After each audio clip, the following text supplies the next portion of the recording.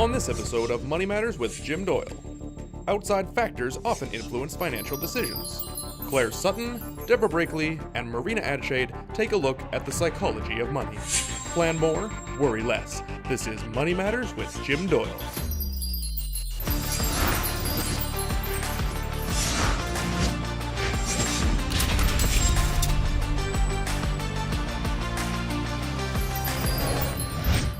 Does dealing with money and investments make you feel anxious?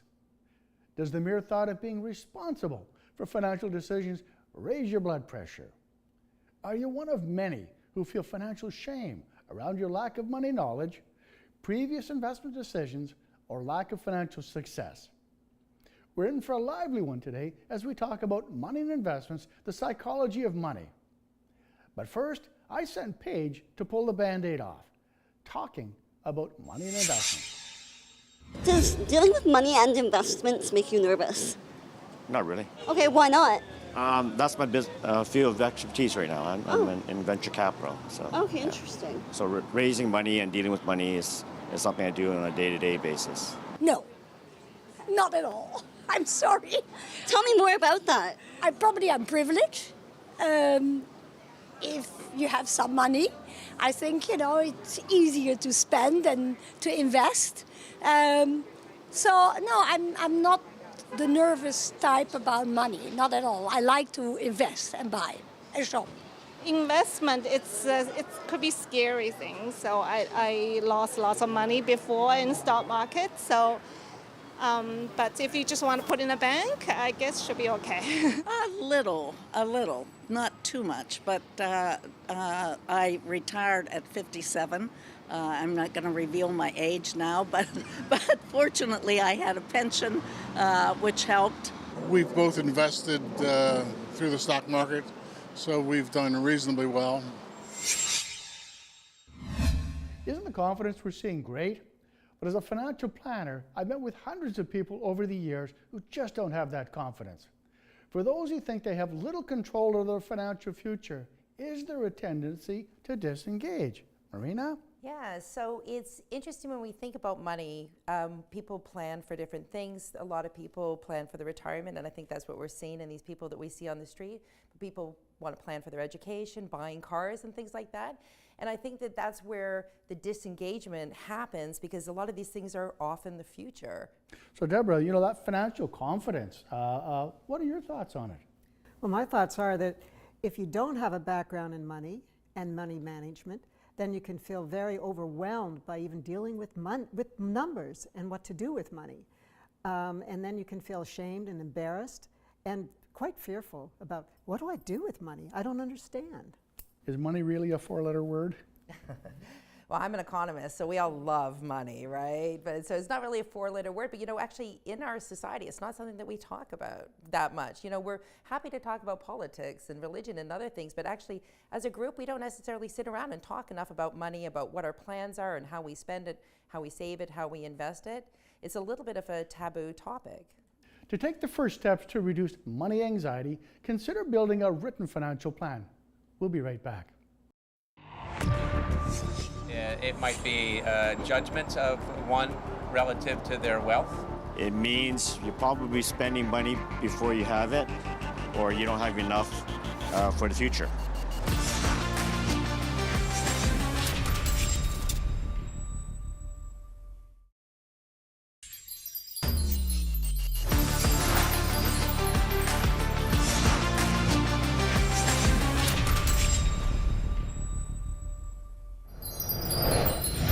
In this segment, we're talking about oil and water. What? No? Okay, I guess what I really mean is we're talking about emotions and money. Marina, what are your thoughts? When I think about emotions and money, one of the things that I'm seeing a lot there, especially among people who are younger, is like a sense of despair. They have these goals, they have things that they want to save money for, but they're just not sure they're ever going to be able to achieve those goals. And so people aren't necessarily saving as much as they would otherwise as they might if they had some clear objectives that they thought they would eventually meet. And of course, I think they would meet them, right? If they seemed achievable. But this is what I'm hearing a lot, especially from young people like my students. Now, if we're not looking at the future, is that a good idea? I have young adult kids, and my daughter just this week made her first contribution to her RRSP. She wrote me and she's like, I'm finally an adult. I have a health plan and I have an RRSP. And I think this is important because even though, you know, if you're in your early 20s, retirement seems so far away, but it's so much easier if you start planning now than if it is when you start planning when you're in your 40s or even in your 50s. So it's good to have a long-term goals, but it's actually also good to have short-term goals. I want to save for a holiday. I'd like to buy a car. Marina, how I loved how you shared, set some goals, okay? I met up with Claire Sutton, a registered clinical counselor, to talk about our powerful emotions around money. So, aside from what it can buy, what does money represent? Well, for many people, money represents freedom, responsibility, legacy, empowerment. But for far too many people, money represents anxiety, anger, fear of never having enough. And why is that? Well, the simple answer is people have not been educated around money, around financial literacy. So they're coming into adulthood without the knowledge and not knowing what to do, and they feel they should know, so they're very ignorant, and they feel they should know. That's right. Wow, that's powerful. And how do families typically respond when they're in that situation? Well, it's a lot of anxiety, a lot of stress.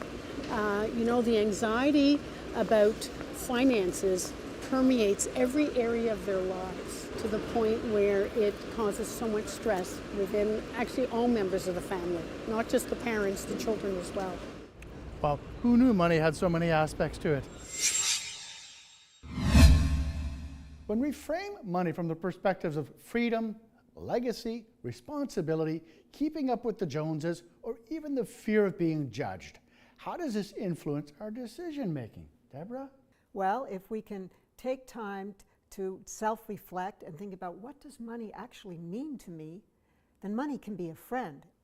If we don't do that, then we can be ruled and influenced by negative self-beliefs like I'll never be good enough, I'll never understand money. It's interesting you talk about keeping up with the Joneses, because I really wonder if that's what people are doing today.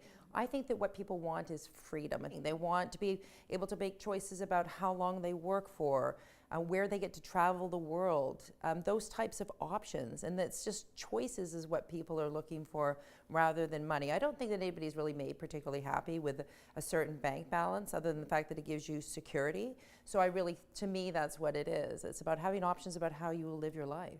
Freedom and choices. Let's go back to Paige as she introduces us to the concept of money shame. When you hear the term money shame, we talk about embarrassment around finances. What does that look like to you? I'm imagining it might be judgment of one relative to their wealth. Money shame. It means you're probably spending money before you have it, or you don't have enough for the future. We are retired, so there is a kind of budget now. Before we were probably not thinking that much about, how to deal with money. But now we think a little bit more how to spend our money. Still, we're spending it. And sometimes, a little bit like, wow, are we doing the right thing? But it's not a shameful thing. I think money is there to be used and to be enjoyed. Well, if they couldn't pay their bills, I'm sure they would be embarrassed. Or if they went to use their credit card and it wouldn't, if they were overdrawn on their credit, I think that would be embarrassing. For me, it would be that I didn't think about investing early enough. In other words, I assumed things would work out without my paying a lot of attention to it, and it didn't. So Marina, I gotta ask, is money shame a real thing? I think that it's interesting. When I was thinking about this, I was thinking a lot about social media and how much is just shaping how other people are living their lives. And I really wonder if that's a source of this, where you look on social media, you see your friends on fabulous holidays, they have beautiful homes, they're succeeding in all these areas of their life, and I think that people do feel ashamed. Now, Deborah, I know you got a lot to say on this subject. Well, money shame, I think, shows up more as negative self-beliefs. I'm not good enough, I can't handle math, I don't know what I'm doing, I'll always be poor. So I think a lot of negative self-beliefs and self-judgment and self-doubt come into the picture. And maybe some of this is too thinking everybody else is better at this than you are, right? I think that's where the shame part comes from, is that other people can do this, why can't I? Which of course isn't true. Yeah, of course not. Why can't I? We'll be right back. I would say make sure you put some aside for tomorrow. And whether it's RSPs or TFSAs, that's important. I think you got to save for tomorrow instead of spending today.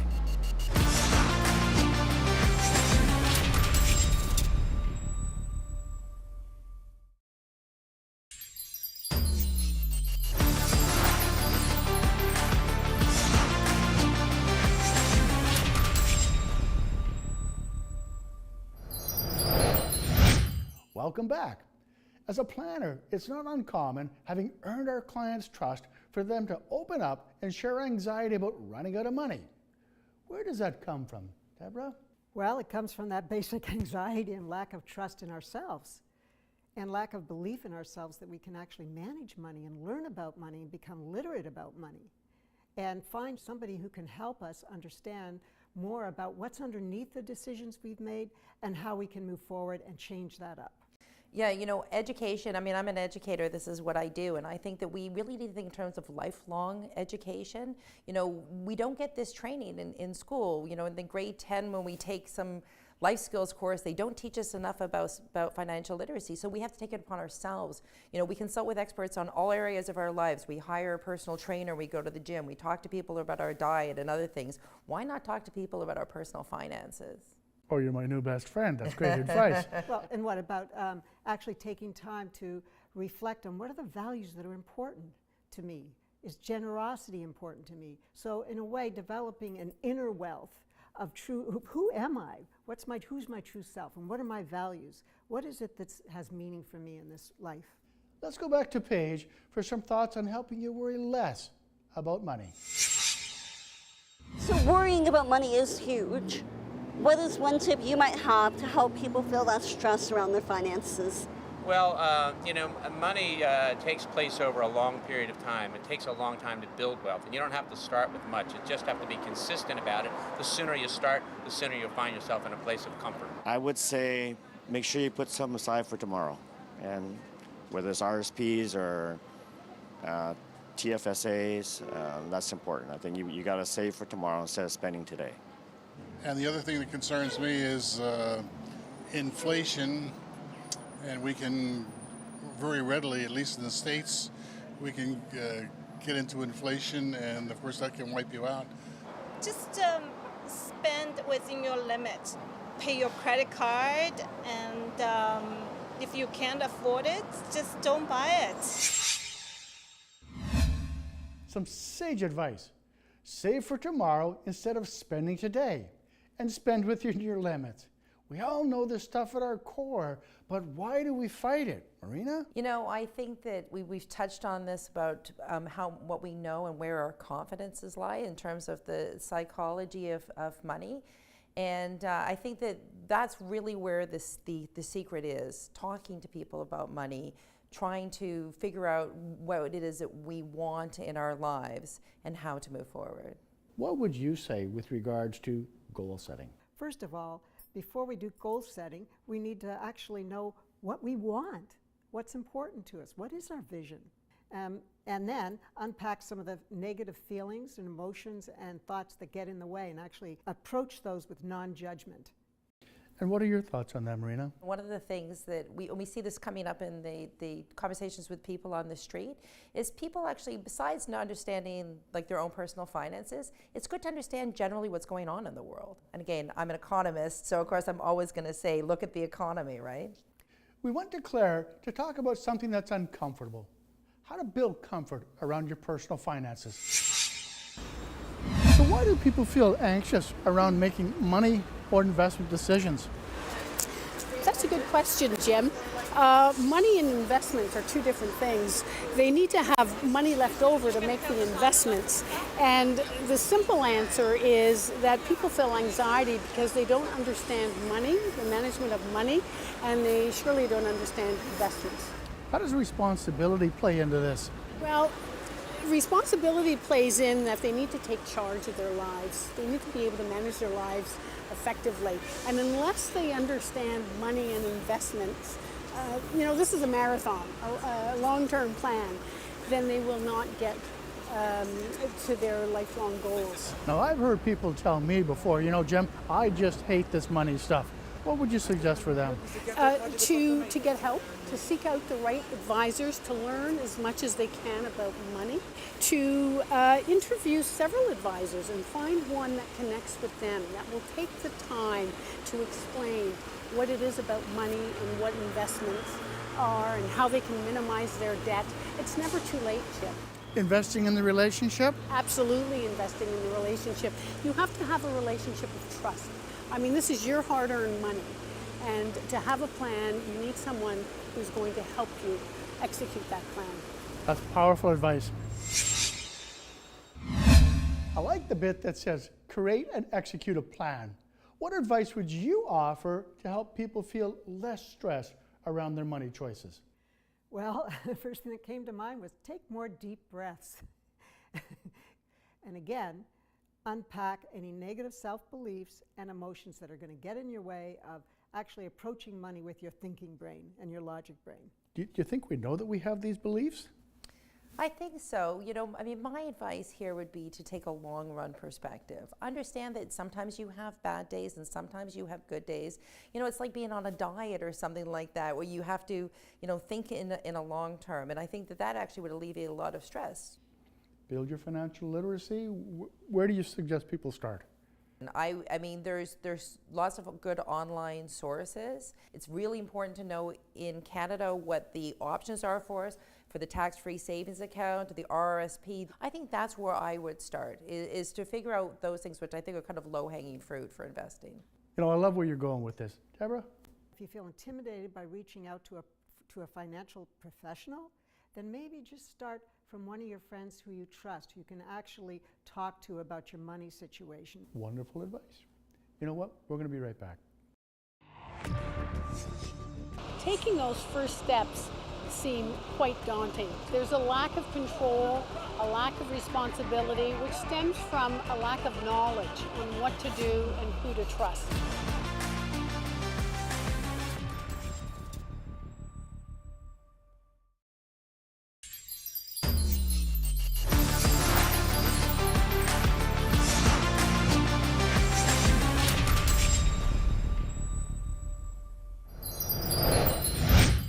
Welcome back. It's now time to get our panel's final thoughts on money and investments, the psychology of money. Marina.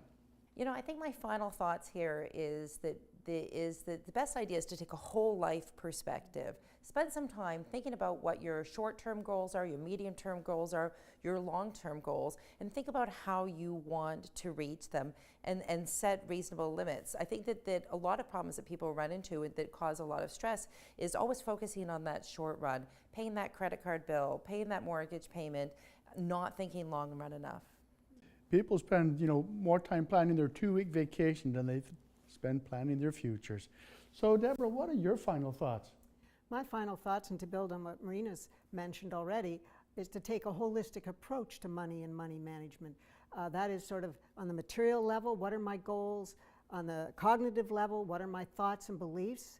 And on the emotional level, what are my emotions? And even spiritual, meaning the meaning of money to me. And if we need to go to a counselor or a therapist to do that, then do it. But to spend time reflecting on ourselves, that means we need some quiet time. We need to set some time aside to be mindful and conscious of what we're thinking and what we're doing. So, Deborah, I love how we're talking about letting go of baggage. Now, let's go to Claire for her final thoughts. So we're talking about money, friend or foe. What are your final thoughts? Well, money. Gee, for people who have a lot of money as well as for people that don't have too much, a lot of their feelings right now are anxiety. They're feeling overwhelmed, stressed out. They don't know who to ask, where to start, how to change. So taking those first steps seem quite daunting to so many people, whether they, as I said, whether they have money or not. So do you get a sense that they don't feel in control of their choices? Right. There's a lack of control, a lack of responsibility, which stems from a lack of knowledge on what to do and who to trust, how to take that first step. And the changes, there is hope though. The changes don't have to happen overnight. They can't. This is a lifelong process. People can start reading certain blogs, reaching out to different financial advisors, get enough knowledge a little bit at a time until you find the advisor that you trust and want to work with long term. So moving away from that money fear to making money work for you. That's right. Fear is, you have to conquer your fear by learning more about the subject matter. Those are great tips. Today's show shines a light on how our money choices are influenced by psychological, emotional, cultural, and social factors. My final thought, our actions, as much as our habits, determine our financial outcomes. For more ideas, follow me on Twitter at @JDoyleVancouver. Now I want to thank Claire. I also want to thank you, Marina. Thank you for having me. And I want to thank you, Deborah. Well, thank you for giving me this opportunity. For appearing on our show today, Money Matters. Because financial aspects touch so many elements of our lives, it pays to get great advice. Plan more and worry less.